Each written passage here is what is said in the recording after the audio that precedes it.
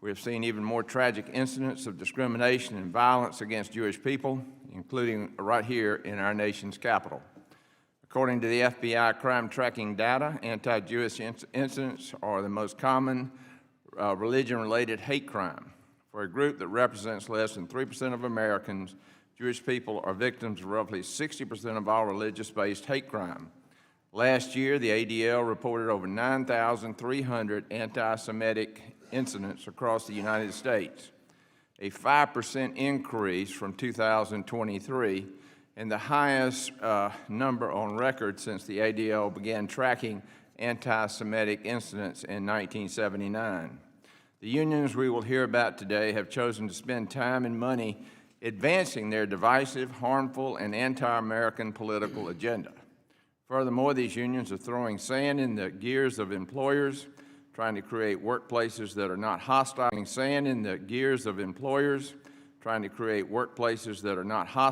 or discriminatory for the Jewish employees. Take, for example, ABN. ABN represents public interest lawyers in New York City. When employees put up posters around the office celebrating the actions of Hamas and violence against Jewish people, the employer banned all posters about the conflict in Israel and Gaza. The union did not go along with this quietly. Instead, ABN filed unfair labor practice charges against the employer for its policy designed to protect Jewish workers. Or take another example, the Cornell Graduate Student Union. This union spends its time trying to stop Cornell from disciplining students who violate school policies. They disrupt campus life and harass Jewish students. When Jewish graduate students respectfully ask not to have to fund this union's activities, the union tries to make them pay anyway and threatens to get them fired if they do not pay dues, flouting Title VII of the Civil Rights Act of 1964. Union members have rights under the Labor Management Reporting and Disclosure Act and the Supreme Court's Beck decision to speak out against these unions and not pay dues for political activities they disagree with. Title VII protects workers who want to live their lives with integrity and protects them from having to sacrifice their faith and their principles to get and keep a job. But unions have every incentive to keep workers in the dark about their rights. Today, we will hand the microphone over to those who are not truly represented by their unions. We will discuss how the law protects their political and religious convictions and how lawmakers could provide additional protection. We might not all agree on the appropriate role of unions in society, but I believe we can all agree that they should use their resources to promote the workplace interests of their employees and treat each worker who relies on them with equal dignity and fairness. With that, I yield to the ranking member for an opening statement. Thank you, Mr. Chairman. Welcome back to all the witnesses. Thanks for being here. Let's start by saying no one should be threatened, harassed, or attacked because of who they are, who they worship, or what they stand for. I agree we should do more to combat anti-Semitism in America. I also agree with Ranking Member Scott of the full committee, who has correctly pointed out that while we have had many hearings on anti-Semitism, we have not had one addressing racism, xenophobia, sexism, Islamophobia, or similar harms confronting workers and student groups. As we discuss these issues today, I want to remind my colleagues that the labor movement is a large, diverse coalition of workers, of Americans, including Jewish Americans, that has been a significant force in the battle against anti-Semitism. We are fortunate to have Joseph McCarten here as one of our witnesses. He is a labor historian and a history professor at Georgetown University, who also serves as the executive director of the Kalmanovitz Initiative for Labor and the Working Poor. Dr. McCarten's written testimony details how the labor movement has been among the most important forces countering anti-Semitism and how labor unions are fundamentally diverse. And on a personal note, I'll always also note that he graduated from the best Catholic Jesuit college in the United States, Holy Cross in Worcester, which I just happened to go to as well. As Dr. McCarten mentions in his testimony, one of the most notable labor leaders and one of the most amazing Americans in our history was a Jewish immigrant from London, Samuel Gompers, a cigar maker by trade and the son of Dutch Jewish working-class immigrants by way of London. He was the first president of the American Federation of Labor. And he is reported to have said, to be free, the workers, American workers, must have a choice. To have a choice, they must retain in their own hands the right to determine under what conditions they will work. Close quotes. Throughout history, unions have been pivotal in advancing the conditions of the right of workers. From establishing the 5-day work week to championing minimum wage, banning child labor, and protecting workers from being maimed and killed at work, the labor movement has been instrumental in building and sustaining America's middle class. The labor movement created the American middle class, which is now under relentless attack. Since returning to office, President Trump and his administration have attacked workers' right to organize, exposed them to exploitive workplaces. And for example, President Trump has stripped nearly half a million federal workers of their hard-won protections in one of the worst, if not the worst, act of union busting in modern American history. He has also undermined the National Labor Relations Board, which is responsible for cracking down on illegal union busting for millions of private sector workers. At a time of obscene wealth inequality in the United States, union workers enjoy approximately 20% higher wages and are more likely to have access to benefits such as health insurance, paid leave, and pension plans. Union represented workers also have the right to resign from union membership, the right to object to dues beyond representational activities, known as the Beck right, which the chairman referred to in his opening comments. Even the right to request religious accommodation for non-payment of union dues. Unions are legally required to inform workers of their Beck rights. Conversely, employers have no obligation to directly inform their workers of their right to organize a union and stand up for better working conditions without retaliation. Our economic system has been rigged against working class for decades, and as lawmakers, we should work to strengthen workers' rights to balance the playing field. Rights so that workers can afford to provide a better life for themselves and their families, to buy a home, and to retire in dignity and give their children a better life than they had. I look forward to today's discussions. Thank you, Mr. Chairman, and I yield back. Okay, I thank the ranking member, and now we will go to the introduction of witnesses. A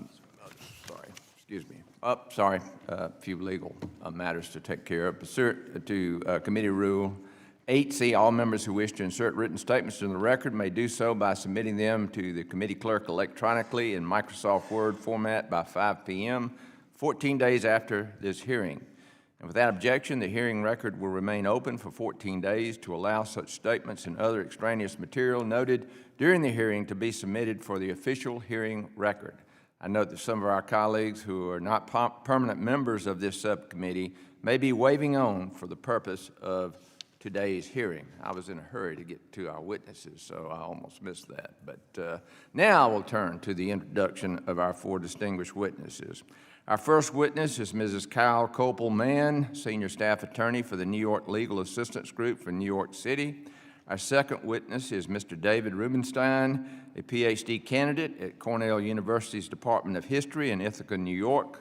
Our third witness is Dr. Joseph A. McCarten, Professor of History and Executive Director at Georgetown University's Kalmanovich Initiative for Labor and the Working Poor in Washington, D.C. Our last witness is Mr. Glenn Taubman, a staff attorney for the National Right to Work Legal Defense Foundation in Springfield, Virginia, and I trust I got most of those names correct. We thank the witnesses for being here today, and we look forward to your testimony. Pursuant to committee rules, I would ask that you each limit your oral presentation to a 3-minute summary of your written statement. As committee members have many questions for you, the clock will count down for 3 minutes. Pursuant to Committee Rule 8D and committee practice, however, we will not cut off your testimony until you reach the 5-minute mark. I would also like to remind the witnesses to be aware of their responsibility to provide accurate information to the subcommittee. I will first recognize Mrs. Mann for your testimony. Thank you. Good morning. I'm Kyle Copelman, a coordinating senior staff attorney in the Immigrant Protection Unit at the New York Legal Assistance Group, a civil legal services nonprofit. I am also a former member of a Better NILAG, or ABN, a chapter of UAW Local 2325, the exclusive bargaining representative that has a duty to fairly represent me. NILAG has been a part of my life for decades. It was founded by my step-grandmother in 1990 as a partner agency of United Jewish Appeal, Federation of Jewish Philanthropies of New York, which still funds its work. I love the work I do helping my clients, and I once loved the office where I did it. Like you, I'm a public servant because I care deeply about improving lives. In June 2019, I voted to unionize. I believed collective bargaining would mean better pay, healthcare, caseloads, and workplace conditions. In February 2023, I walked the picket line when ABN went on strike. However, in 2024, I withdrew from ABN as a religious objector after its crusade against Israel following the October 7th Hamas attacks. The union turned NILAG from a place where I could proudly be Jewish and Zionist, identities inseparable for me and most Jews, into a hostile, anti-Semitic workplace. For months, Jewish staff faced posters glorifying violence against Jews and Israelis. Intifada Now, Long Live the Resistance, and Abolish the Settler State covered NILAG's walls. In one of my many complaints to NILAG management, I wrote that the images called for, quote, the destruction of the Jewish state of Israel. After the massacre, rape, and kidnapping of nearly 1,500 Jews by Hamas, an organization that has murdered countless Jews, the rhetoric in these images is not vague. They are rallying cries for murdering Jews. As a Jew, I feel threatened when I see these and depressed that they surround my workplace, close quote. To its credit, NILAG responded by banning harassing materials that create a toxic work environment for many Jewish employees. Instead of supporting us, ABN filed an unfair labor practice charge against NILAG for its opposition to anti-Semitic material. ABN has failed in its duty to fairly represent all employees. As such, with the Brandeis Center for Human Rights under Law, I and several other Jewish colleagues have filed complaints with the National Labor Relations Board and the Equal Employment Opportunity Commission. We cannot serve the public while enduring abuse at work. Jewish union members have the right to expect that their union will fight to remediate toxic anti-Semitic workplaces, not be the ones creating them. Thank you. Thank you, Mrs. Vann. Now I recognize Mr. Rubenstein for your testimony. Good morning. My name is David Rubenstein, and I'm a PhD candidate at Cornell University. In fall 2023, a bare majority of grad students voted to install the Cornell Grad Student Union, CGSU, as our exclusive bargaining agent. CGSU is affiliated with the United Electrical Workers, UE, a union that seeks the destruction of Israel. When I objected to campus celebrations of Hamas terror after October 7th, a union organizer emailed my whole department calling me an apartheid apologist. When Jewish PhD students were targeted in their offices, CGSU claimed Cornell needed its consent to discipline the culprits. When 2 grad students were suspended for leading a disruptive encampment calling for Intifada revolution, CGSU demanded their reinstatement. When contract negotiations began, CGSU demanded that all PhD students be forced to pay union dues. I and others lobbied the university to reject this violation of free speech and association.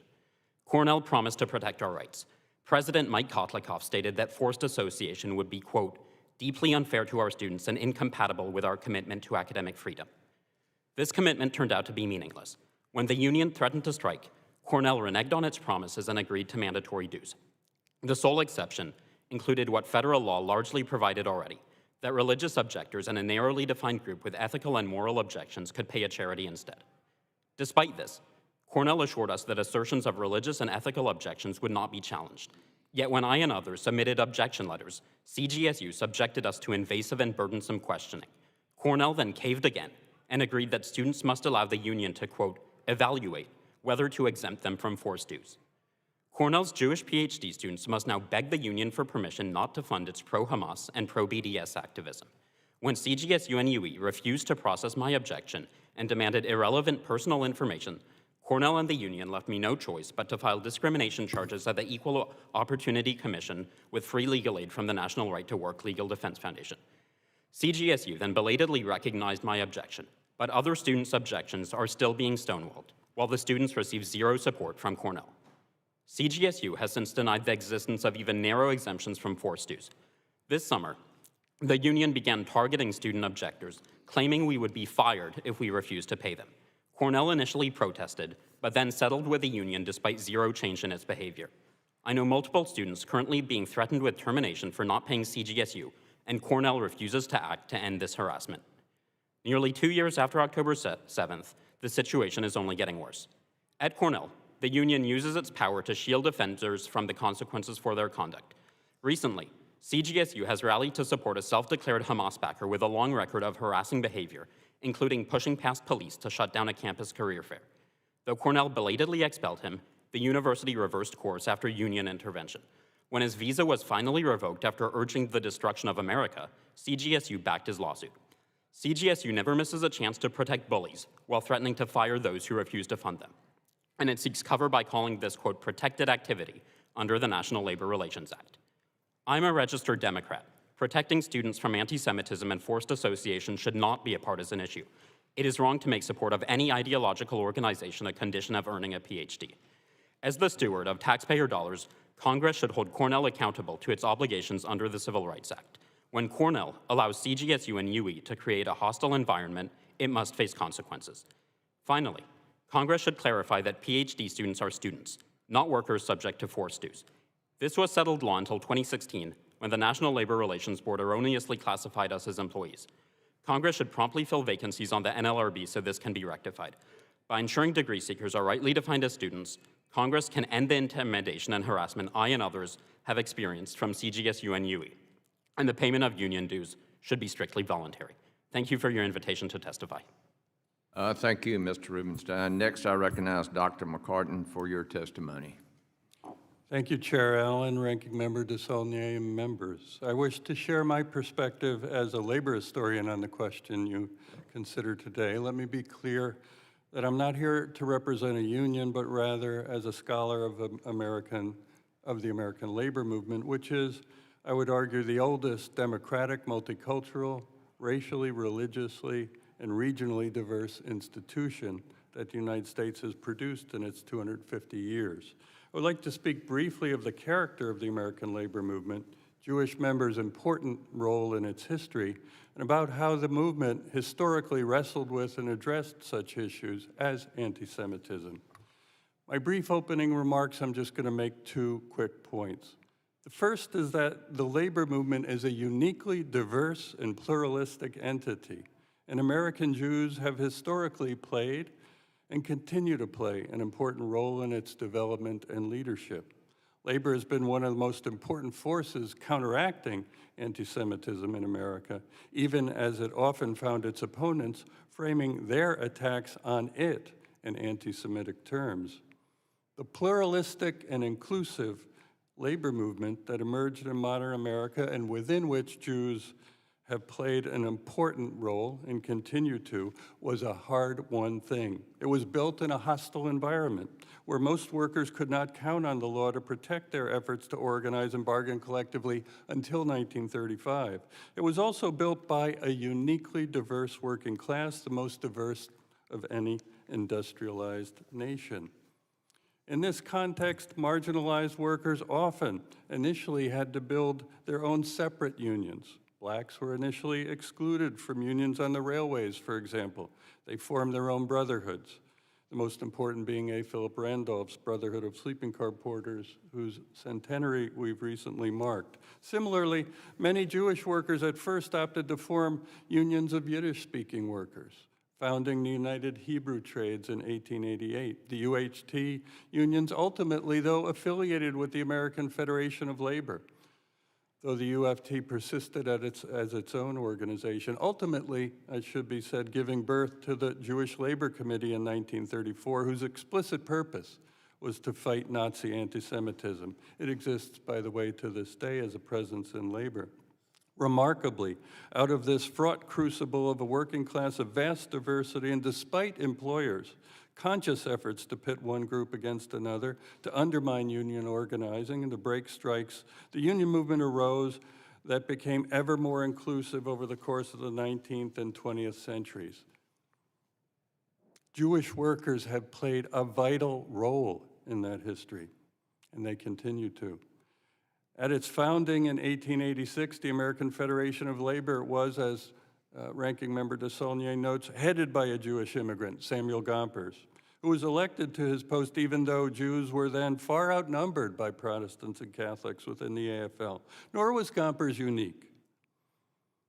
Jewish leaders such as Sidney Hillman, Bessie Abramowitz, Rose Schneiderman, David Dubinsky, Clara Lemlich, Jerry Werf, Albert Shanker, Sandra Feldman, Randy Weingarten, to this day, have helped to build inclusive, multiracial, pluralistic unions that have fought for American workers of every race, religion, and color over decades and into the present. It would not be an exaggeration to say that each of those leaders contended at times with anti-Semitism, but the anti-Semites they fought were typically opponents of the union movement who used their very prominence within it as evidence that it was somehow foreign, un-American, or even part of a worldwide Jewish conspiracy, in part because of the minority status of America's Jewish activists. They have always understood the importance of building bridges across lines of difference, creating unity among workers. Jewish influence remains strong in labor today. Anti-Semitism hasn't gone away, of course. No one can certify that there are no anti-Semites in the labor movement. But where it does rear its head, it must be combated. Yet the historical record clearly shows that labor has been a bastion of opposition to anti-Semitism and remains so. Second, and very quickly, the labor movement is a democratic movement. It allows for free speech and difference of opinion. Much of what we'll hear today speaks only to that aspect of it. These two elements, its democracy, its diversity, can allow it to be characterized, but its record, I think, is clear. Thank you. Thank you, Dr. McCarten. Now I recognize Mr. Taubman for your testimony. Thank you for the opportunity to appear today. I have been practicing labor and constitutional law for over 43 years at the National Right to Work Legal Defense Foundation. My clients are individual employees who wish to stand apart from a workplace labor union they did not choose and do not want. I was honored to testify before this committee exactly 14 months ago, detailing the workplace harassment that labor unions fomented against Jewish and Israeli students at elite universities, teaching hospitals, K-12 schools, and legal aid workplaces. I am back to report that things are worse than ever due to ever more virulent union anti-Semitism, which is actually fostered and protected by our nation's misguided labor laws. More than ever since October 7th, my phone is continuing to ring off the hook with calls from unionized Jewish and Israeli graduate students at the nation's elite universities and interns and residents at esteemed teaching hospitals, asking me how they can disassociate from unions like the UE, the UAW, and SEIU. These unions or their radical affiliates foment chants of anti-Semitic slogans, ostracize the Jewish and Israeli employees they purport to represent, and generally menace them in their workplaces. In recent months, I have read commentary to the effect that what Jewish and Israeli employees are facing in the workplace is not a real problem, and that the Trump administration is weaponizing overblown charges of anti-Semitism to tear down universities and education. Such assertions are false and stomach-turning. So I want to speak about the real weaponization that is at play in today's workplace. The weaponization of an archaic federal labor law that Congress passed over 80 years ago, which empowers labor unions with unique privileges granted to no other private organization in America. Today's labor unions are not your father's labor unions. Many of today's progressive unions harbor strong anti-Semitic and even anti-American worldviews, and they feel free to use and abuse the potent power Congress gave them to harass and intimidate Jewish and Israeli employees. Federal law empowers them to do so in 4 specific ways. First, federal labor law empowers unions to act as employees' exclusive bargaining representative, even when the employees don't want to be represented by such hostile and hateful organizations. Second, the Clinton, Obama, and Biden NLRBs transformed graduate students from students to employees, thereby paving the way for radical unions to represent them and force them to pay dues whether they want to or not. Third, under the Biden NLRB's extravagant view of union power and the Home Depot ruling, unions' outrageous pro-Hamas activities and even workplace intimidation are considered to be, quote, protected concerted activity, unquote, meaning union actions that are overtly hostile to Jews are coddled and protected by federal law. And fourth, labor law authorizes unions to demand compulsory union dues, which allows anti-Semitic unions to force the victims of the harassment to pay for those activities or be fired. At the National Right to Work Legal Foundation, we are redoubling our efforts to help such employees. But despite our best efforts, Title VII of the Civil Rights Act, the Beck decision, and the duty of fair representation doctrine are inadequate. So what are the solutions? First, Congress should pass the National Right to Work Act to end the problem of coercive forced unionism. Second, Congress should enact legislation redefining graduate students as students, not employees, as they were for the first 60 years. And third, Congress should strengthen Title VII to better protect employees of faith from unions' anti-Semitism and radical ideologies. These would be small steps to restore individual employees' right to not be part of a forced collective that takes hateful pro-Hamas views on foreign events 5,000 miles away from the workplace. What could be more American than that? And I want to conclude by saying that Samuel Gompers, who we've heard, the Jewish AFL-CIO chairman, also said that the workers of America prefer organizations of a voluntary nature rather than organizations of compulsion. Thank you. Thank you, Mr. Taubman, for your testimony. Under Rule 9, we will now question witnesses under the 5-minute rule. I will recognize myself for 5 minutes. Obviously, we sit here today thousands of years after Abraham's covenant with God, and the battle still rages. Ms. Mann, you and many of your Jewish co-workers were supportive of the union before October 7th, 2023. Have Jewish colleagues withdrawn from union activities or stopped attending meetings due to fear of harassment or hostility? Ms. Mann? How has the union's cultivation of this hostile office culture weakened Jewish members' ability to benefit from union representation and collective bargaining? Yes, I, along with several other Jewish members, have obtained religious objector status because we do not believe the union can fairly represent us. Some Jewish members only attend on Zoom because they can't face the hatred in person. In 2025, a Better NILAG went on strike for a week. Their number one sticking point was not salary, healthcare, or caseload. It was free speech in and out of the office, the ability to support Hamas over its Jewish workers. The union has targeted Jews and sent emails. Members have sent emails to other staff members excluding all Jews in the office. There has been no declaration that this was intentional, but it can't be coincidence that only Jewish members have been left off of these emails. Thank you. Mr. Rubenstein, you have filed discrimination charges against the union with the EEOC, which you included as an attachment to your written testimony. How did the unions and Cornell's actions give you no choice but to file charges with the EEOC? Cornell could have denied the union's demand for mandatory dues, but instead made me proactively seek out a religious exemption. Upon contract ratification, Cornell claimed I had nothing to worry about because I could religiously object by ticking a box on a form. That never materialized. Instead, I had to beg union bosses for permission by sending a highly personal letter detailing the private details of my religious beliefs and practices. It felt deeply humiliating and degrading to need to beg for permission from those engaged in Jew hatred. Yet even that was not enough for these union bosses, and they demanded further irrelevant personal information, not only about myself, but also about my synagogue and my rabbi. And at that point, because Cornell was forcing me to pay dues and the union was demanding information they had no right to, I had no other choice but to press charges.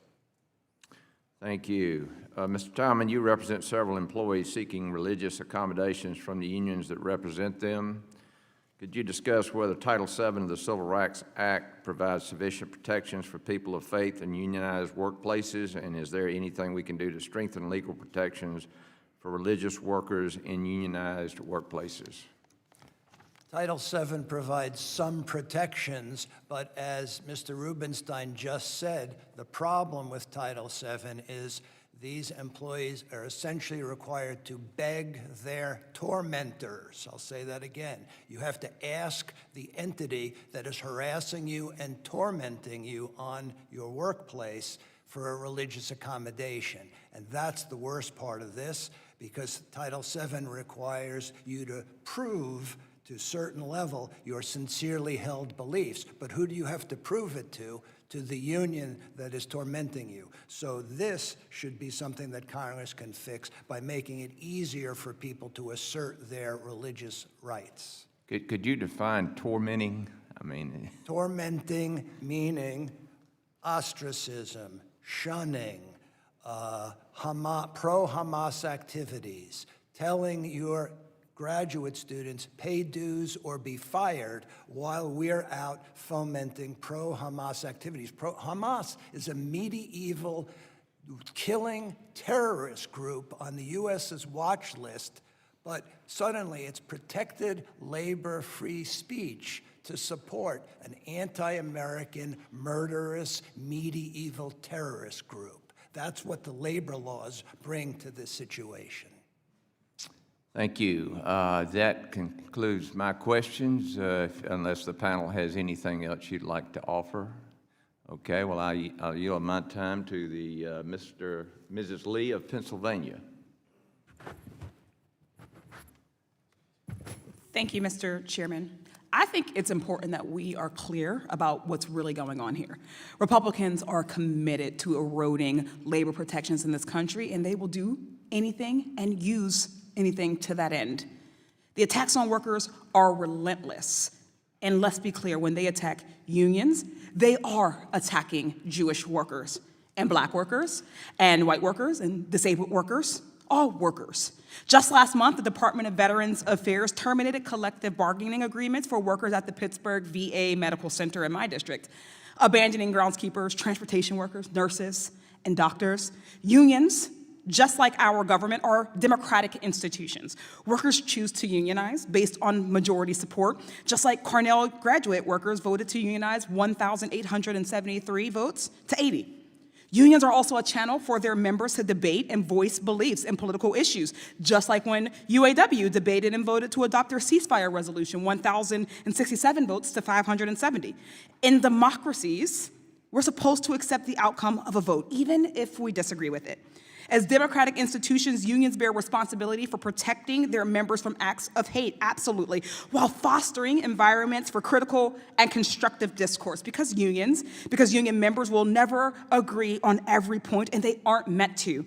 Being engaged in a union where you have a stake and a say means having uncomfortable conversations. But Discomfort and danger are not the same thing, and at a time when those in power are looking for any excuse to undermine worker protections, it is more important than ever that we understand and make that distinction. Those of us who believe strongly in unions recognize that while organized labor may have had a complicated legacy, especially considering its history, dealing with and even excluding marginalized groups, that today they work to remedy that because they know, and we all know, that for marginalized groups, it is the #1 pathway to economic security and a place in the middle class. We fight and we work every day with unions, just like we do with our own nation's government, to make sure that they live up to their true ideals. Unions are institutions that reflect the demographics and the diversity of our workplaces, and we have more work to do, just as we have more work to do to make our country that more perfect union. But there is no question that if we actually want workers to be protected, we need unions. And if we want unions to be equitable, we cannot ask them to be apolitical. Dr. McCarten, can you speak briefly about the history of workers taking political stances through their unions at critical times in history? Thank you, Congresswoman. I'm happy to. Unions from their formation in the United States have realized that they have to take political stands to effectively defend and advance the interests of their members. That was true in the 1820s when the first unions helped to launch their own political parties, working men's parties. That was true in the early 20th century when Samuel Gompers drafted Labor's Bill of Grievances, because the courts were attacking workers' rights to strike effectively, to organize, and they knew they had to get political to fight back against that. That was true in the 1960s when the labor movement supported the Civil Rights and the Voting Rights Acts, because they understood that what could be won at the bargaining table could be undermined by politics if workers didn't have a democratic voice there. That has been the labor movement's history. That is its stand even today. Yeah. And if I could ask you another question very quickly. Historically, how has social inequality coincided with the strength or lack thereof of labor unions? Social inequality has been in inverse proportion to union strength. When union strength is strong, social inequality is weak. When union strength weakens, social inequality grows. That was true in the 1920s, when the labor movement hit one of its low points, inequality surged. After World War II, when the labor movement was strong, inequality dropped. Economists talk about the period of the Great Compression, because the poorest 20% of Americans saw their income rise most then. When unions weakened in the 20th and early 21st century, however, we've seen inequality surge. Perhaps members here know of the recent study by the Rand Corporation, which documented that if we had merely retained the distribution of income we had in 1973 to the present day, the lowest 90% of Americans would have earned $79 trillion more than they ended up earning. That's because of union weakness. And if I could conclude, I just want to say that this is obviously not about protecting workers. It's been about silencing dissent, criminalizing free speech, and chipping away at the foundation of our democracy in order to accelerate a shift toward authoritarianism. Unions are the first line of protection against that, and we have to speak out against these attempts to suppress these unions. Thank you, and I yield back. Gentlelady yields now. Call on our great chairman for his questions. Thank you, Mr. Chairman. Now, let me make it very clear. We're not attacking unions. We're attacking abusive union leadership that are not doing what they're supposed to do for their union membership. I thank unions for the working conditions I had at U.S. Steel, Southworks, because of what my dad as a union organizer and others did. We're talking about the backing away of protecting union workers. We're not attacking unions here. And I think that's why the Republican Party is now being seen as the party of the working man and woman, the rank and file. Randy Weingarten has not said anything about anti-Semitism. So to raise her name raises my ire. Ms. Mann, your testimony is very clear.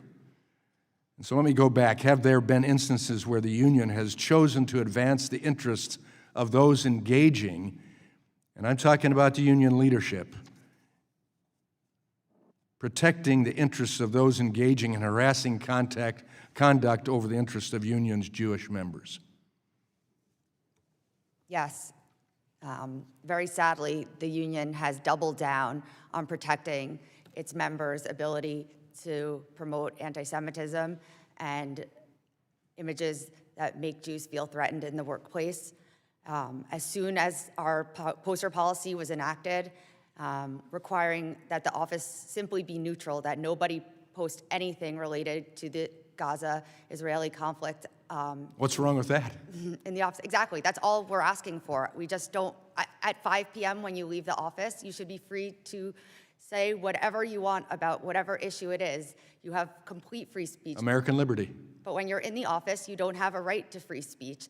And that's all that NILAG management asked to be done. As soon as that happened, ABN posted watermelons all over our office, a symbol of Palestinian solidarity. And over the watermelons, it says, NILAG violates free speech. NILAG silences workers. And they continue these tactics, holding lunchtime pickets where they walk around the office in keffiyehs, holding Palestinian flags. They pose for pictures in our reception area. These images are visibly seen by clients, not just Jewish members, but we serve the most vulnerable populations in New York City, and they too are traumatized by walking into our office. We have to shield them from the images that surround our cubicles and try as quickly as possible to get them to a conference room without seeing so many of the intimidating, harassing materials that surround the office. Cowardly union leadership that's encouraging this type of thing to go on, as well as entities that don't stand up against it. So I appreciate that. Mr. Rubenstein, United, as you've indicated, United Electrical Workers Union leadership and the Cornell Graduate Student Union leadership chose to help fellow graduate students avoid university discipline and expulsion and deportation by the U.S. government. This student engaged in disruptive anti-Israel advocacy on campus, as well as cheering for the, and I quote, end of the U.S. empire, celebrating Hamas actions on October 7th, and tweeting that Zionists are a, quote, moral-less, soulless, cowardly, inhumane bunch. What do you think of the union leadership using its resources to defend this graduate student? Well, that is certainly the union's prerogative to defend such an individual. And I want to be clear, I'm not anti-union, and I believe in free speech. So if they want to support someone like that, absolutely fair game. But Jewish students should not be forced to financially support that. And we should certainly not be forced to beg for permission to not do so, as Cornell is currently forcing us to do. Thank you for nailing that home, the issue that we're talking about there. And then that goes back to free speech and freedom in America. Thank you. Mr. Taubman, the duty of fair representation doctrine was intended to protect workers in a bargaining unit who may be in the minority in the union and to force unions to represent those people fairly as well, even if the union leadership did not like those workers or agree with their views. Have you seen unions violate the duty of fair representation with respect to Jewish employees? The duty of fair representation, if properly interpreted, would prevent exactly what Ms. Mann and Mr. Rubenstein are seeing on their campuses or their workplaces. The problem is that over the years, the duty of fair representation has been watered down, and it is very difficult for employees to use that to protect themselves from this sort of anti-Semitic atrocities in the workplace. My time has expired. I yield back. I was a little lenient on our chairman there on time, but anyway. We're getting protests. Less lenient than one of our other members. Take it from Mr. Wilson. Okay, who we got? Mr. Wilson. All right, Mr. Wilson's next. All right, I'll now recognize Mr. Wilson from the great state of South Carolina for his line of questioning. Thank you very much, Chairman. I'm very grateful to share a district with you, North Augusta, South Carolina and Georgia working together. And indeed, Mr. Taubman, I appreciate your service as the staff attorney for the National Right to Work Legal Defense Foundation. For decades, the National Right to Work Committee has been a successful champion across the country for workers to have the freedom to join or not join a union. And so the Right to Work Committee is just such an example of freedom, and so thank you for what you do. With that in mind, your written testimony says that some unions are weaponizing our labor law to harm Jewish employees in the workplace. How are they doing that, and can you give examples? Sure. So as I said in my opening, their federal law allows forced representation. Nobody tells you, Congressman, that when you want to sell your house, you must use a certain representative who may hate you and may trash your people and your religion. But in the union context, federal labor law allows for forced representation. So these people are required to be represented by a hateful organization. That's the first of federal law's protections of unions. And then the second one, of course, is forced dues. They're told that they have to pay for the privilege of being harassed by these unions. This is all a matter of federal labor law. And I want to thank you, too, bringing up the issue of Hamas. We're not talking about people who are disagreeing with issues. Hamas, the covenant of August 1988, was very clear. Article 7. It states that every Jew is to be chased behind a rock or tree until you find the last Jew behind a rock and kill him. That's their covenant. That's their plan. From the river to the sea means the elimination and death of the Jewish people. And so we're not talking about just a disagreement over policy. Ms. Mann, some unions have chosen to mount defenses of anti-Semitic activity in their units, and in some cases advocate on behalf of union members who have engaged in anti-Semitic conduct outside the workplace, particularly something that sounds so innocent, such as pushing the anti-Israel boycott, divestment, and sanctions, BDS policies. What do you feel can be done? Does this undermine the National Labor Relations Act? I believe that unions should stick to negotiating wages, health care, employment conditions. The union should not have a political view that's unrelated to its members' well-being in the workplace. Just because unions were once politically active historically does not mean they need to be now. Times change. We shouldn't have to vote about political resolutions on anything about foreign policy that has nothing to do with representing individuals in New York City. The resolution that was mentioned by Ms. Lee was a resolution that was sent by ABN less than a month, or just over a month after 1013, asking union members to vote on whether they support calling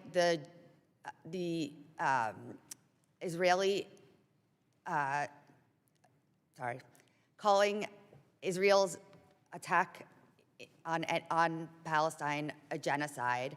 We shouldn't be forced to answer such questions. It doesn't matter to our workplace. It doesn't matter to what we do for our clients. Political foreign relations should not be a part of the union's purview. And how sad, indeed, genocide.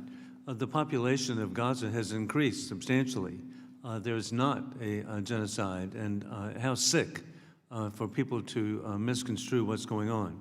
And Mr. Rubenstein, you state in your written testimony that you do not believe graduate students should be considered employees under the National Labor Relations Act.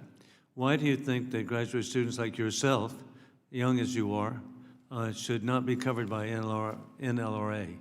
As PhD students, we're provided with teaching assistantships to support ourselves while we work towards our degree. And so our work as teaching assistants serves as a derivative of our primary status as students. Yet since unionization, our primary role as students has become a derivative of our part-time job as teaching assistants, meaning that we now have a non-academic third party that holds power over the primary purpose for which we came to study in the first place. Well, thank you for bringing that to the attention of the American people. I yield back.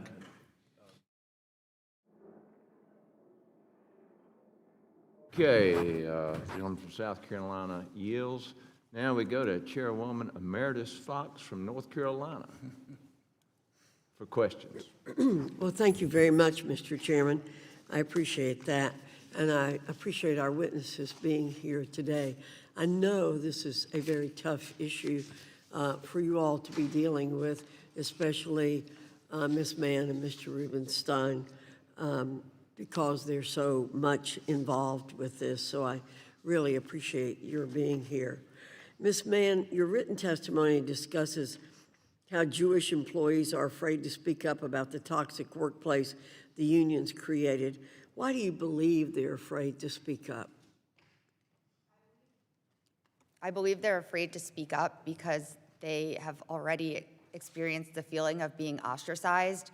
We never considered ourselves as a separate group in the office, but we've essentially been pushed into our own little Jewish ghetto where we can only discuss matters of the office with each other.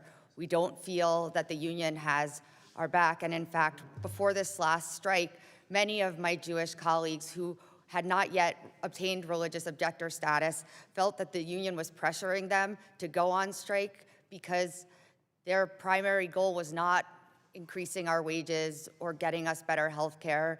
It was fighting the NILAG management policy that posters not be posted in the office about anything related to this conflict.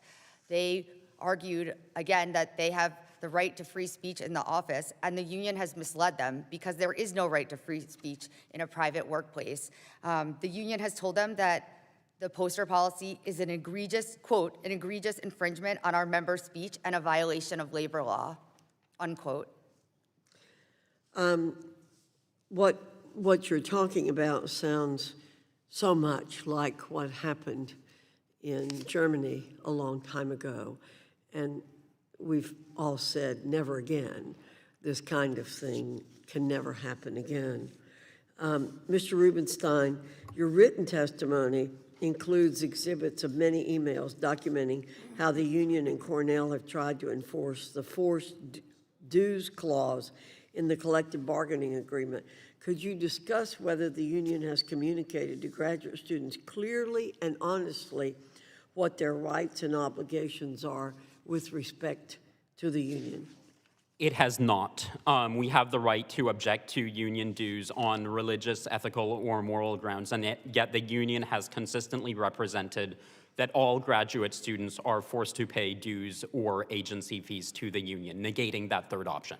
So what do you think could be done to make sure that people in unionized workplaces like yours know their rights? Well, the first answer to that is that one should not be forced to go through a burdensome and time-consuming exemption procedure in order not to fund a union that one does not wish to support. Union dues should be voluntary. But while Cornell is locked into a contract with forced dues, the university should make clear that all exemptions will be recognized, that individuals do not need to beg for the union's permission, with the union being given free rein to obstruct, ignore, or deny these exemptions. The university can recognize them. Mr. Taubman, Mr. Rubenstein's written testimony and what he has said verbally discuss receiving an intrusive questionnaire from the union, which he's alluding to again, when he tried to obtain a religious accommodation. What responses have your clients at other workplaces received when they invoked their rights under Title VII of the Civil Rights Act? The first response that the UE union gave my clients at MIT who were Jewish was to write them a letter saying, Jews can't object to our union because our founder was Jewish. So they told these people that they know more about their Judaism and their religious beliefs than they do. Since that time, the union has been sending these invasive questionnaires, and this has happened at Stanford, this has happened at Cornell, this has happened at other schools. They try to conduct a little mini inquisition to harass and delay and prevent these people from exercising their religious liberties under Title VII. Thank you. And I think the term you used earlier about torture is certainly very appropriate. Mr. Chairman, I ask unanimous consent to insert in the record an article from the Wall Street Journal, August 29, Stanford's Graduate Student Union tries to stifle dissent. Without objection. Thank you, Mr. Chairman. I yield back. The gentlelady yields back. Next is Ranking Member Scott for 5 minutes.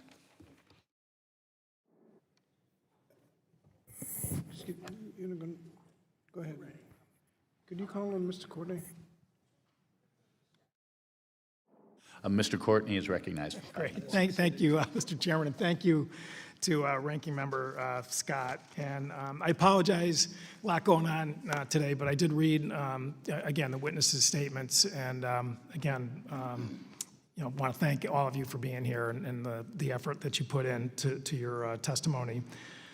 Ms. Meehan, in particular, I found your testimony to be actually quite powerful in terms of just telling your story. As a former public defender, I sort of identify a little bit, at least with the mission of legal aid, and you obviously are very passionate about your clients in terms of trying to, advocate for fairness and justice, in the system, and that's not for the faint of heart. I can personally attest to that, and obviously you also, described your sort of foundational feelings about unions a little bit, and I guess the one question I just really wanted to ask you was that, after reading your testimony, and there are some really important issues that everybody's raised in their testimony, but there's obviously also another sort of agenda here, which is to pass a national right-to-work law.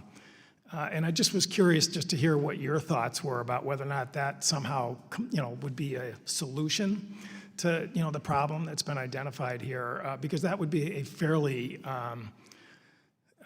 blunt instrument, in terms of the rights of workers who, again, who belong to unions that are actually doing good things for themselves. Yeah, there's the union members that I work with, while they have been told that they are aware of their rights, most of them did not know that they had the right to file for a religious objector status. I understand that. I'm really talking about, we're here as members of Congress to deal with legislation, and there's a bill to pass a national right-to-work law, and that's really my question. Do you feel that that is something Congress should take up, and that would be a solution in terms of, really radically rewriting the labor laws of this country? I think, as Mr. Rubenstein said, the labor laws need to be addressed under the current framework, and then NLRB should take up the claims that we filed with them about an unfair representation and the duty to represent. Thank you. So right to work, is really just, as I said, it's a far blunter sort of instrument in terms of addressing this issue. And I certainly agree with you about, having the NLRB act swiftly. It did not help matters that the president, almost the day after he was inaugurated, basically fired a member, and they don't have a functioning quorum. So that, the goal of actually having timeliness in terms of taking up issues has been paralyzed by this administration. Dr. McCarten, as some of my colleagues know, I kind of always track the Gallup poll in terms of American public opinion regarding labor unions. They've been asking this question since the 1930s. Actually, a few days ago, they did their 2025 update. And again, it was a 68% approval rating. It's 8 straight years now that it's exceeded 60%. And I've been around long enough in this committee to remember when it was much lower than that. And I was wondering if you just sort of comment in terms of, particularly at a time when we're watching healthcare get cut through H.R. 1, the exchange premiums are about to be devastated, and rates are going to skyrocket. Literally within days, we're going to get those numbers. In terms of just what's driving that popularity because of the economic insecurity that working people feel in this country. The weakening of unions in general is one of the things that's contributing to growing inequality, to the impact, the adverse impact of the kind of cuts that you're talking about and what they will have. Fighting for a national right-to-work act, as Mr. Taubman is calling for, is not going to solve the problem of anti-Semitism or improve the bargaining power of workers. It's really a non sequitur when it comes to the question that we're considering here today as well. That is, do unions promote anti-Semitism? Union members have rights. There's been lots of talk that union members or unions are not properly defending their members, representing them today. I would assert that they represent their members as well as anybody on this panel represents your constituents. That doesn't mean that your constituents agree with everything you do. They don't. That doesn't make your positions any less legitimate. That's what unions are about, representing people, and they might not do it to the satisfaction of every member. We've heard from both Ms. Mann and Mr. Rubenstein that they don't want to support an organization, okay, that they object to, and they're not. They have the right not to, and they're not.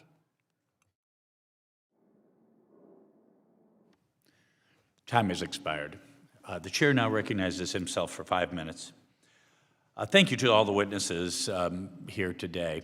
I'll begin with the principle that I think everyone should agree with. No employee should be required as a condition of their employment to financially support a political agenda or a candidate that he or she opposes. This is an application of the First Amendment and a cornerstone of American liberty. The Supreme Court agrees. In Janus v. Ask Me, the Supreme Court recognized that federal employees' First Amendment rights are violated when employees who are not members of the union are forced to pay agency fees.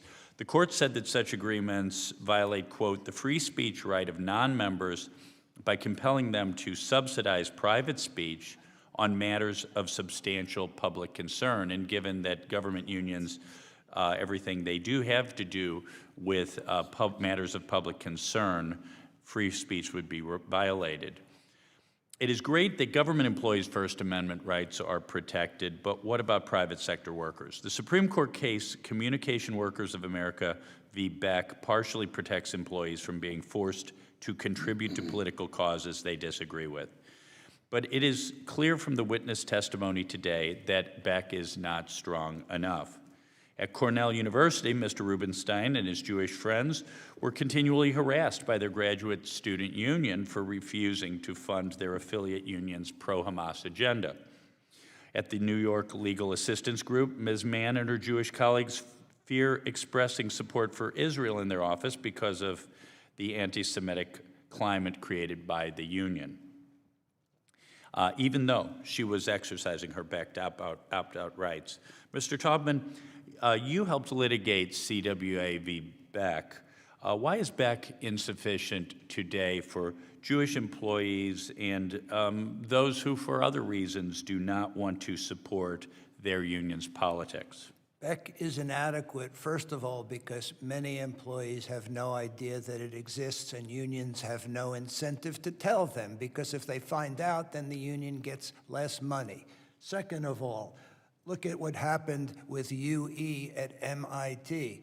People filed Beck objections in 2004 and 2005, and the UE gave them financial disclosure from 2018 and 2019, 5- and 6-year-old financial disclosure. So how are people supposed to know what the union is doing with their money when the union won't open up their books to tell them?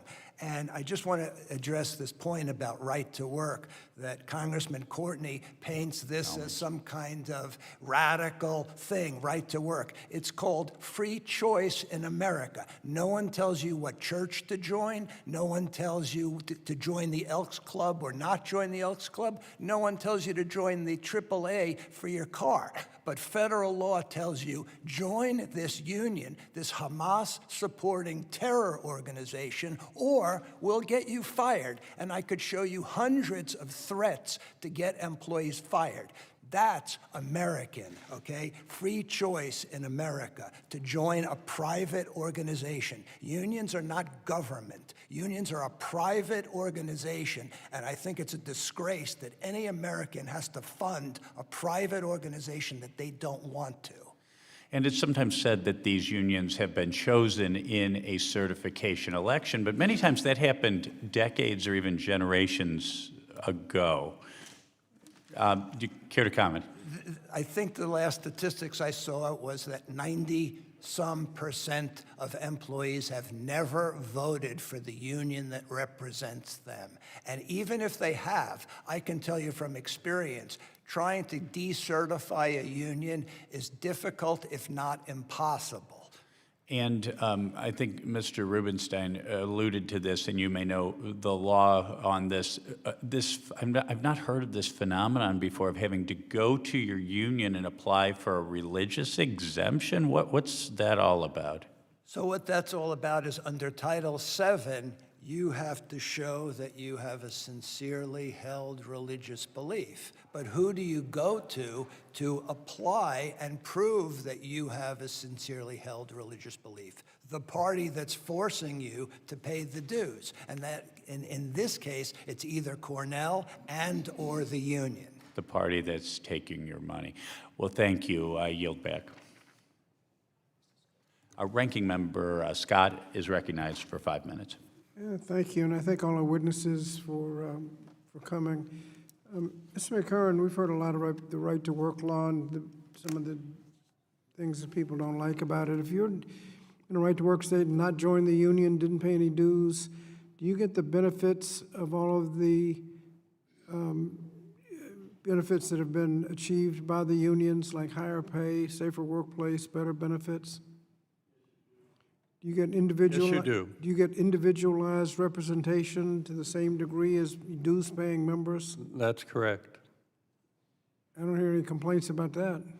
No. In fact, right now, if Mr. Rubenstein had a grievance with Cornell University, the union that he is attacking would be compelled to defend him in that grievance. Thank you. If you find, we've said if you find religious or racial discrimination in the union, you can go to the EEOC. Is that That is right? correct. And the funding in the Republican budgets have cut the EEOC? Yes, they have. Okay. Now, anti-Semitism is a problem in society. Is it more or less of a problem in unions? I would say that it's less of a problem in unions because unions have long understood that anti-Semitism is a threat to the whole idea of a union. And are there problems with racism, Islamophobia, homophobia, gender-based discrimination in society? That is true, and unions have understood that they needed to fight those. And is that problem more or less than in society? I would say less. The union movement has been a force against all of those things. We're aware of gender and racial pay differences. Are the pay differences more or less in unions or in the general public? They are less in unions. And that's because everybody gets equal pay for equal work in a union contract? Unions fight for their members on a basis of equality. We've heard about the religious exemption. Is there a similar exemption if a black person were to decide that the union was run by racists? Do they have a way to get out? They can go to the EEOC, but to my knowledge, not a similar way. Thank you. I yield back.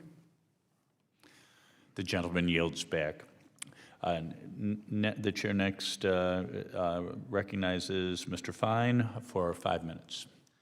Well, thank you, Mr. Chairman. And look, I want to start by apologizing to those of you, particularly the two of you on my left, who've had to deal with this. I understand what it's like to deal with anti-Semitism. I dealt with it my whole life. Ironically, the institution I went to 35 years ago, where the problem is widespread today, it doesn't really exist today. But I'm also angry. I mean, what's clear is that Muslim terror has come to the United States, and it exists in our universities. And I noted in your testimony, just to give a couple of interesting points about it before I get to my question, Ms. Mann, you talked about the first example of pro-Muslim terror stuff in your institution on October the 13th.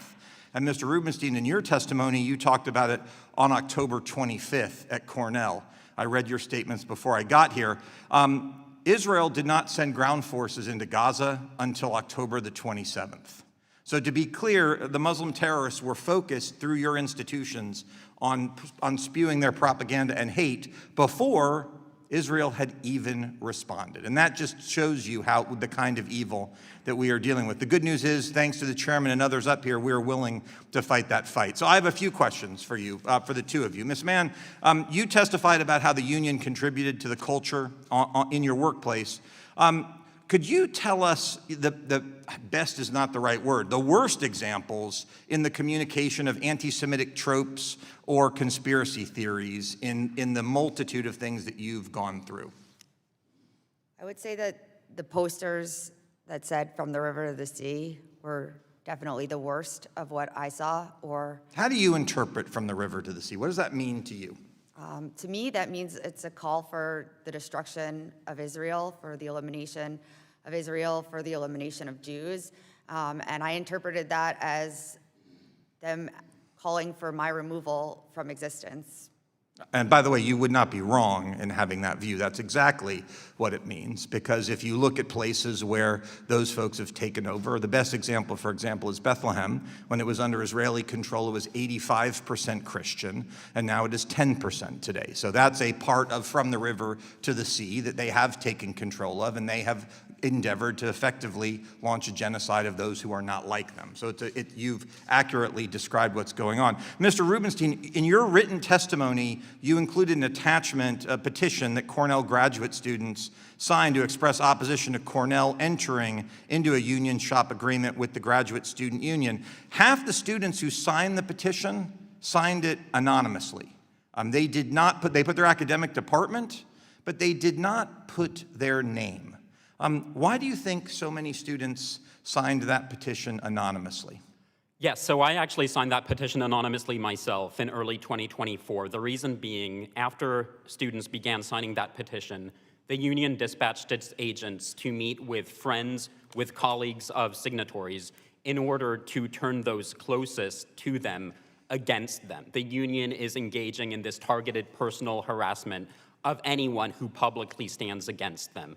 And many people simply did not feel comfortable exposing themselves to So that. that an institution that wants to parade around talking about academic freedom and let's all, peace, love, and talk, you're saying that graduate students, not like 18-year-old freshmen, but graduate students did not feel like they could put their own name on a petition without facing harassment from those behind Muslim terror.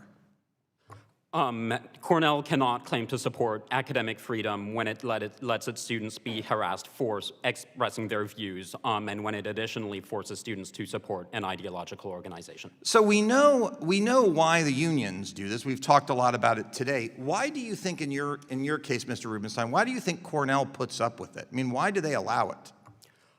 Cornell knows that this is wrong. President Michael Kotlikoff actually put out a very strong statement against mandatory dues, which he described as a violation of academic freedom. But ultimately, Cornell is responsive to public pressure. After the union threatened to strike, President Kotlikoff reneged on his promises to protect us. And I think that public pressure is the only thing that will force Cornell to change course now. Well, public pressure or the law, I think this committee under Chair Wahlberg has made clear that we're coming for the universities that will not protect their Jewish students, and maybe Cornell will find themselves in your seat here in the not-too-distant future. I don't know. But I'm angry for you. I have 2 Jewish children, too. And I know what it's like to go through what you all have gone through, myself, having dealt with it my whole life. I'm sorry we have failed you to solve the problem, but rest assured there are me and my colleagues who are determined to get to the bottom of it and put an end to this scourge. So thank you for being here, and Mr. Chairman, I yield back. The gentleman yields back. The chair recognizes Ranking Member DeSaulnier for 5 minutes. Actually, I'd defer to Mr. Owens and wait my turn.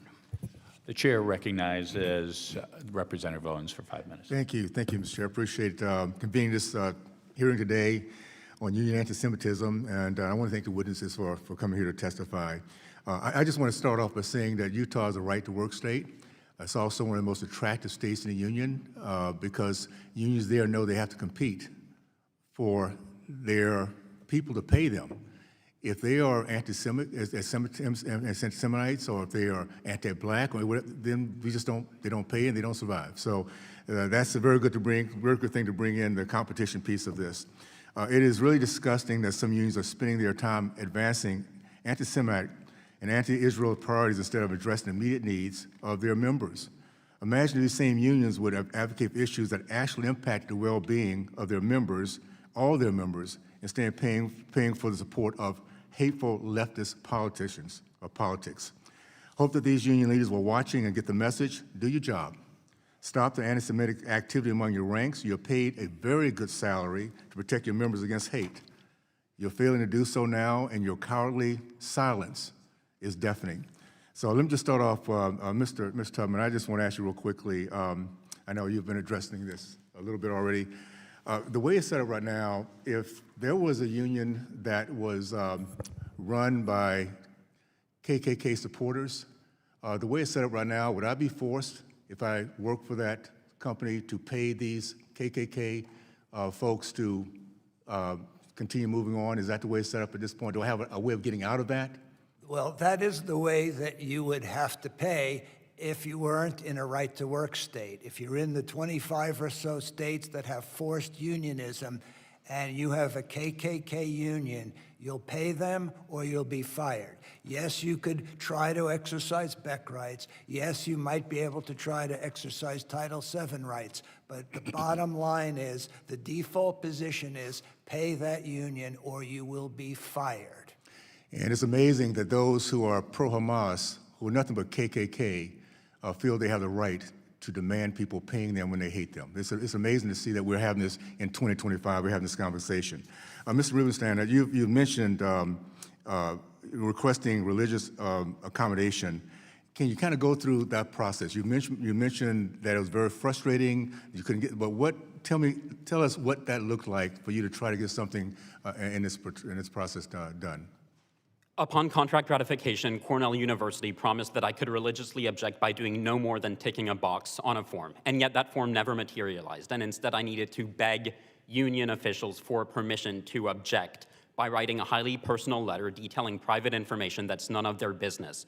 And even after I did that, they demanded further intrusive information that they have absolutely no right to, at which point I decided that if I did not want to pay the union, I had no choice but to file legal charges against them. That is not the ticking a box on a form that Cornell promised.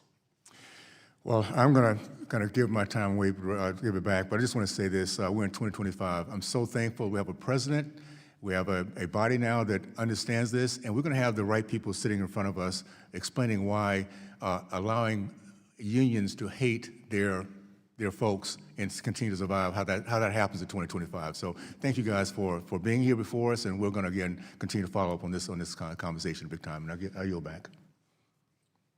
I thank the gentleman for yielding, and now I'll call on the ranking member, DeSaulnier, for his questions. Thank you, Mr. Chairman. I want to thank the witnesses and Ms. Mann and Ms. Rubenstein. As a very pro-labor person and as someone who was a member of the Teamsters and the AFL-CIO, I am appalled at what happened to you, and I would love to discuss it individually if you'd care to. Mr. McCarten, I could spend more than 5 minutes, we'll talk later, but the history, as Santayana said, for those who forget history, they're condemned to repeat it. This is a pattern. So if we want to talk about unions as a countervailing institution, I'm particularly interested. I have a chart I use regularly at town halls reflecting what you said about union membership and opportunity in this country in the middle class. They track evenly. Samuel Gompers, I have talked about this just because as someone who loves Teddy Roosevelt, their Gompers showing Teddy Roosevelt the tenements not far from his house as a son of privilege, and that instance where Roosevelt switched from being a Harvard son of this caste system in America to understanding what it was like to live in those kind of environments and how that changed the American union movement. So talk a little bit about, we could easily be having a hearing right now, with all due respect, about the business community and anti-Semitism in corporate boardrooms. But let's talk about the context of why unions are important for equality. Could you give us a little framework on why it's so important and how people like Samuel Gompers, not just him, and you alluded to this in your, not you didn't allude to it, you mentioned it in your opening comments, that they were part of the fabric of creating a strong middle class. And without them, Jewish Americans and the labor movement, we wouldn't have had the American middle class that now is under attack again. We're at the second coming of the Gilded Age, which created that moment of history in southern Manhattan when Gompers took Teddy Roosevelt to the cigar manufacturers. Thank you, Congressman. Yes, what unions did is they brought diverse workers together to give them bargaining power. And that is what built the middle class that you're talking about. To do that, they had to bring diverse people together to do it. They often faced being caricatured in the way we've heard today as they attempted to do that. For example, the idea of unions as an outside agitator. Samuel Gompers was often called that. The idea that unions are somehow disconnected, that they are union bosses. You know, it's been a lot of energy talking about the United Electrical Workers here today. Mr. Rubenstein, Mr. Taubman, together had 255 pages of testimony about the UE. Not once in those 255 pages did the name Carl Rosen appear. Who is Carl Rosen? He's the son of a Jewish worker. He leads that union now, and he's being attacked here as a supporter of Hamas. I would urge anybody in this committee to go to the website of the United Electrical Workers and see if they endorse and embrace Hamas. Since Samuel Gompers' time, and you will find that they don't, since Samuel Gompers' time, this is the kind of attack labor has faced. Mr. Taubman has told you, for 43 years he's fought unions. He says, these unions are not your father's labor unions. He didn't like our father's labor unions either. He was fighting them 43 years ago. Then he might not have been talking about anti-Semitism, now he is. At the very moment that he's bringing these cases forward, he's also bringing another case forward at Cornell of a student who's not alleging anti-Semitism at all, but just does not believe that they should be in a graduate student union.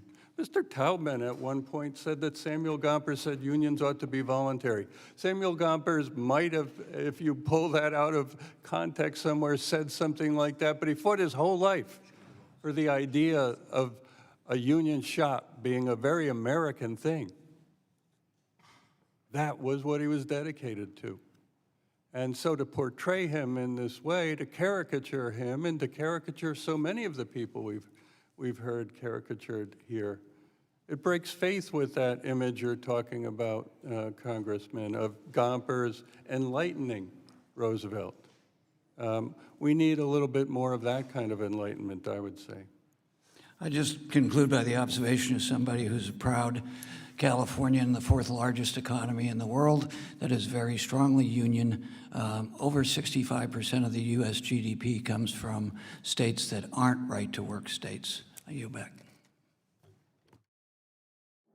The gentleman yields now. I will call on Ms. Stefanik from New York for your questions. Thank you, Mr. Chairman. I want to direct my questions to Ms. Kyle Copelman regarding the concerning rise of anti-Semitism in certain union organizations in New York State. Give me one moment here. Last week, a group of Jewish educators rallied outside their union headquarters in New York City. The members of the UFT, an affiliate of NYSIT, AFT, and the NEA, were rightfully upset that the union called an emergency meeting to vote to endorse candidate Zoran Mamdani. They felt Mr. Mamdani's support of the term, quote, globalize the intifada is anti-Semitic and anti-Zionist, correctly. While the educators were at the rally, AFT President Randy Weingartner was at a rally right down the street with Mr. Mamdani. Considering the union members' opposition and the recent rise of national anti-Semitism, are unions required to make political endorsements? No, unions are not required to make political endorsements, and it's inappropriate for them to do so. And Mr. Glenn Taubman, I wanted to ask your response to that. No, they're not required to, and in the current world that we live in, it's divisive and hateful to support Hamas and communist anti-Semites like Mr. Mandani. Is there any mechanism today for Jewish teachers to opt out of paying dues to unions that support anti-Semitic causes? And if not, how is that remotely constitutional, Mr. Taubman? So for public sector employees like the New York City teachers, they're covered by the Janus ruling, which says you have a right as a matter of free speech and association to not pay the union. But for private sector employees, if they're not in a right-to-work state, they can be forced to pay or be fired. And it would be nice to apply Janus to the private sector, where private people's constitutional rights could also be protected. Do you believe that unions like the NEA and AFT are functioning as ideological enforcement arms rather than neutral labor advocates, especially in their treatment of pro-Israel educators? So I've been at this for 43 years. When I started, I used to say unions were representatives who did politics on the side. Now they are political powerhouse parties that do a little collective bargaining on the side. And that's what the NEA and the AFT and unions like that are all about. It's all about power and money to them. And the collective bargaining is a secondary thing to their political power and their money. Thank you. I yield back. Gentlelady yields back. And I believe that is the conclusion of our questions. And I call on Mr. Sonnier to give his closing comments. Thank you, Mr. Chairman. And again, I want to just say that I am happy to work with you if we really want to approach anti-Semitism in any institution or field in a serious way. And that is not to diminish the comments from Ms. Mann and Mr. Rubenstein right today. It's crucial to emphasize that combating anti-Semitism transcends, or should, transcend political divisions. It's a moral imperative that demands unwavering commitment from all Americans. However, as Dr. McCarten noted in his testimony, quote, "The historical record clearly shows that the labor movement has been a bastion of opposition to anti-Semitism through its modern history and remains so today," close quote. America's union movement not only uplifts workers who have been left behind, but also gives all workers the power to higher wages, better benefits, and safer workplaces. That benefits everybody in America, including employers. At the time of great economic inequality, where life is unaffordable for millions and millions of working families, we should be working to strengthen workers' union rights and ensure all their rights are made reality, and make sure that cases that have been brought up today about anti-Semitism or hate in any institutions are dealt with directly and forcefully. Unfortunately, since returning to office, President Trump has attacked workers' rights to organize and undermined the agencies intended to protect them. And in closing, I just want to end with a quote from Samuel Gompers. You can tell I'm a fan. He said, "What does labor want? We want more schoolhouses and less jails, more books and less arsenals, more learning and less vice, more leisure and less greed, more justice and less revenge." Mr. Chairman, I yield back. I thank the ranking member. With that, I will issue a closing statement as well. We are living in different times today. Appreciate the history of all the great history of our country, but unfortunately, our country is very divided today. And from the standpoint of history, as I said earlier, this goes back thousands of years. The battle rages on, and God will deal with this. I want to thank our witnesses for sharing their experiences and perspectives on unions fomenting anti-Semitism. Today's hearing makes it clear that our labor laws must respect the choices of Jewish workers and workers who do not support their union's actions and political priorities. Unions are no longer a bastion of fighting discrimination. That is clear by this testimony today. No worker in America should have to pay dues to a union that celebrates violence against Jews or any other group and seeks the destruction of Israel to get or keep their job. You have to be kidding me. Really? As witnesses testified today, the NLRB should implement policies that allow employers to protect their Jewish employees at work and that free graduate students from the tyranny of anti-Semitic unions. Unions should not be allowed to place additional burdens on employees seeking exemption from funding the union's political or hateful activities. My state of Georgia is a right-to-work state. That means that you do not have to pay union jobs to hold your dues, pay union dues to hold your job. Unions should be required to represent all their members fairly, even those who have different political or religious views.